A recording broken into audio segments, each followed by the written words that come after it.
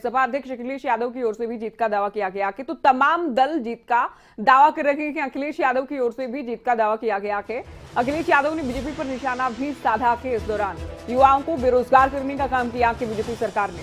तो अखिलेश यादव एक बार फिर से सरकार पर जमकर बरसे हैं। केंद्र और राज्य की सरकार उनके निशाने पर रही। हालांकि खास तौर पर यूपी सरकार को लेकर निशाना साधा गया कि युवाओं को रोजगार नहीं दिया गया है। बीजेपी सरकार ने युवाओं को बेरोजगार करने का काम किया है। तो खास तौर पर रोजगार के मुद्दे को लेकर, विकास के मुद्दे को लेकर, किसानों के मुद्दों को लेकर इस बार समाजवादी पार्टी मैदान में है। सुनते हैं अखिलेश को क्या कुछ उनकी ओर से कहा गया है।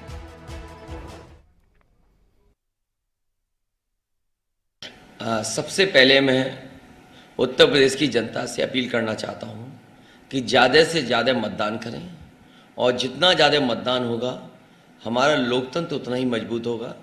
लोकतंत्र को मजबूत करने के लिए ज़्यादा से ज़्यादा लोग वोट करें और साथ ही साथ ये 7वें चरण का चुनाव है, पूर्वांचल के क्षेत्र का चुनाव है।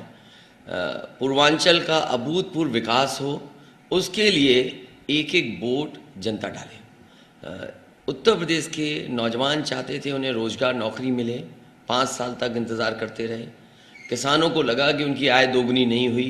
पुरानी सरकार ने ये भरोसा दिलाया था कि आय दोगुनी होगी, लेकिन आज जब किसान अपने आप को देखता है तो खाद नहीं मिल रही है, डीएपी गायब थी, कीटनाशक दवाइयाँ महंगी हो गई, गन्ने का भुगतान नहीं हुआ, आलू उनका सड़ गया, कोल्ड स्टोर को सपोर्ट नहीं दिया, सरसों का तेल महंगा हो गया, सरसों की कीमत नहीं दी। तो ये तमाम सवाल जो किसानों के और नौजवानों के और व्यापारियों के थे, उन सवालों पर, बुनियादी सवालों पर चुनाव हुआ है।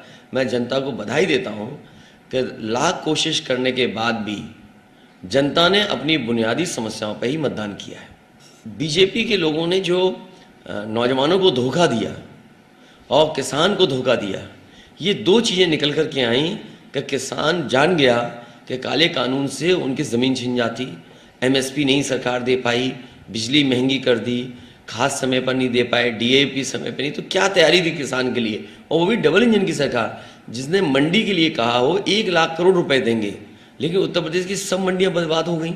जो लोग कह रहे थे कि बेसिक शिक्षा अच्छी होनी चाहिए, शिक्षा पूरी चौपट हो गई, शिक्षकों की कमी है, स्कूलों को चला नहीं पाए ये लोग। ये तमाम दिखाई दिए हैं और फिर बड़े बड़े सपने दिखाए कि इन्वेस्टमेंट आएगा।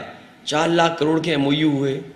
उसके बाद डिफेंस एक्सपो को लेकर के काम कहा गया कि मिसाइल्स बनेंगी यहाँ पर, बम्स बनेंगे यहाँ पर, लेकिन जब आप ज़मीन पर देखते हैं तो कहीं इन्वेस्टमेंट नहीं आया।